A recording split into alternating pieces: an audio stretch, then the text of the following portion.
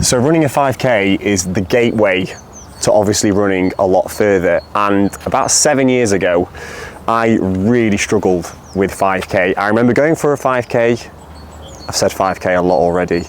I remember going for a 5K run under the impression that I was going to be able to do it.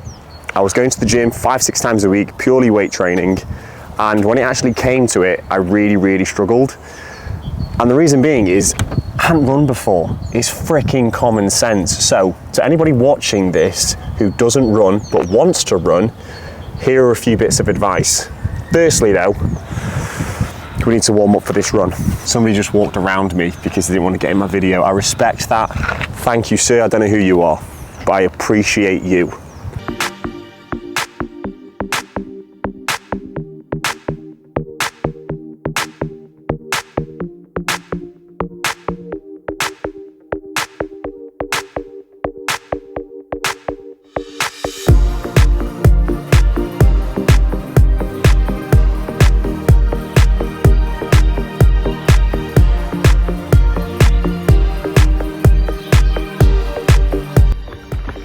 .64 in, we have 0.3. Should we do a sprint finish?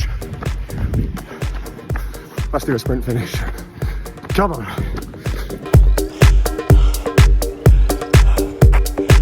Hey, it is a day later because it got dark yesterday and, well, I didn't have any light, so we're doing it today. I'm going to go through 5 different things that I want you to take on board if you are starting from 0 and you're wanting to get to a 5 kilometer distance. Whether you've got running experience before or this is simply your first time, I want you to take these 5 things on board. They're going to be in the guide below as well as an abundance of other resources. But I just want to give a bit of context to each one. So the first one is one that you are definitely going to find very frustrating, and that is being okay with walking and jogging. Your ego has to take a bit of a hit to accept the fact that you're not in a place to run the entire distance straight away.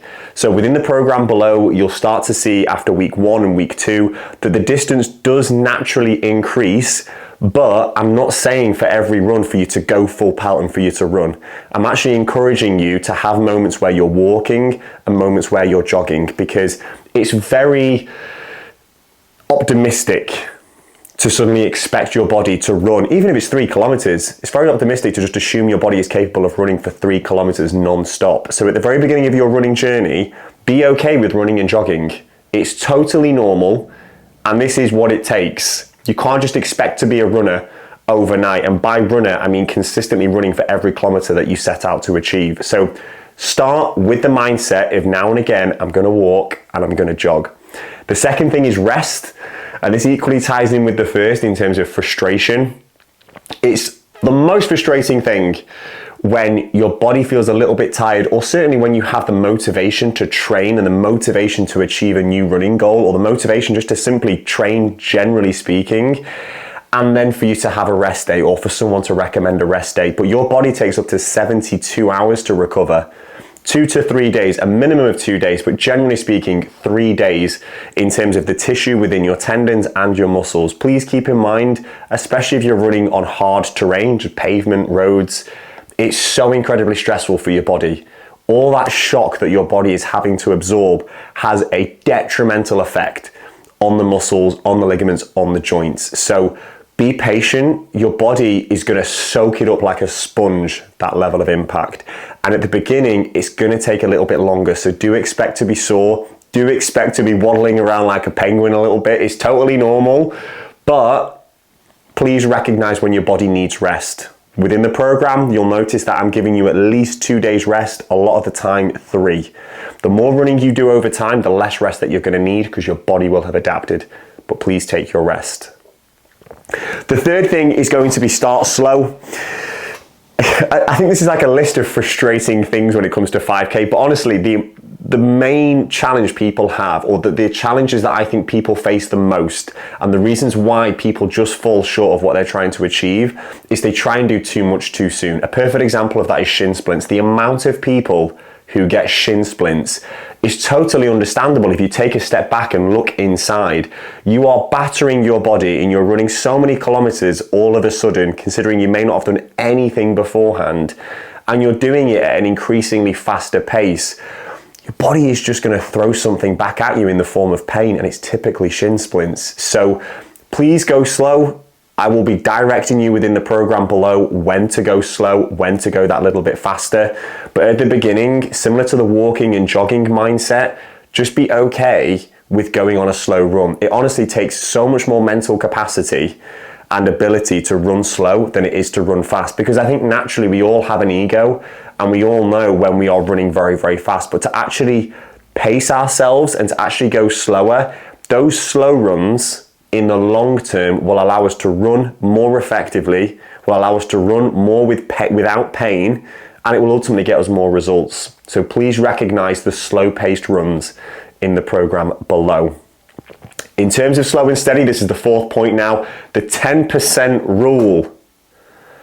You may not have heard of this rule. I think it's just kind of a runner's rule, but whether you're advanced, intermediate, or beginner level, 10% per week is what you want to increase your mileage by. If you go beyond 10%, so say for example, one week you do 5 kilometers and then the next week you do 10, that's 100% increase on the week before. Now, because they're quite small numbers relative to maybe some of the people that you're comparing yourself to, 100% increase is so difficult for your body to adapt to. And if you do that from like maybe 5K to 10K to 15K, your body is going to reject it at some point. And again, shin splints, general fatigue, loss of motivation. So let's say you've got a 5 kilometer week.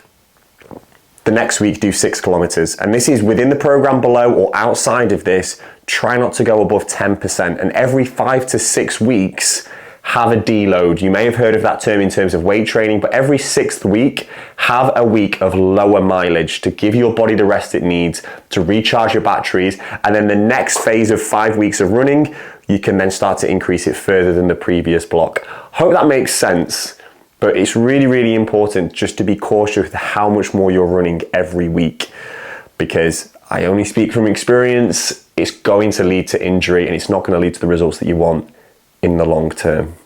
And the final thing is something which I think we're probably all doing anyway, and that is just track your progress. I have an Apple Watch. You don't need an Apple Watch. It could be a Garmin. It could literally just be your phone, but track your results. Whatever discipline you're doing, those at the very, very top, and you should compare yourself to that, have an ego a little bit and know that you are capable of so much more than what you are doing. Those people at the very top, they record what they're doing. I mean, the diet is one thing and a side note, but again, the resource below, it goes through nutrition in terms of running, but everything is tracked.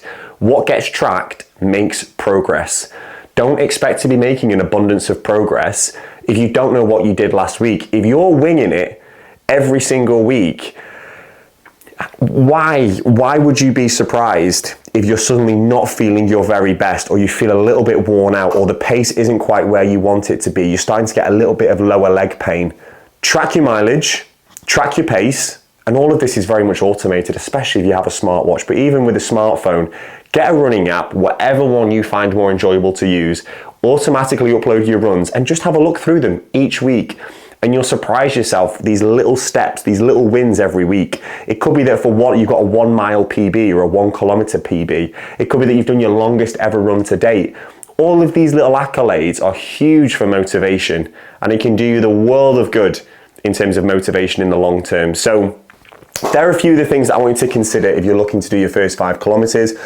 The resource below is completely free. Use and abuse, pass it on to somebody who needs it most, and enjoy it. This is the template that I wish I used at the beginning, because instead of using that template, I just threw everything at it and I got injured. I had many months where I wasn't running and then I was coming back to it. If you do this, expect long-term success. And that's everything.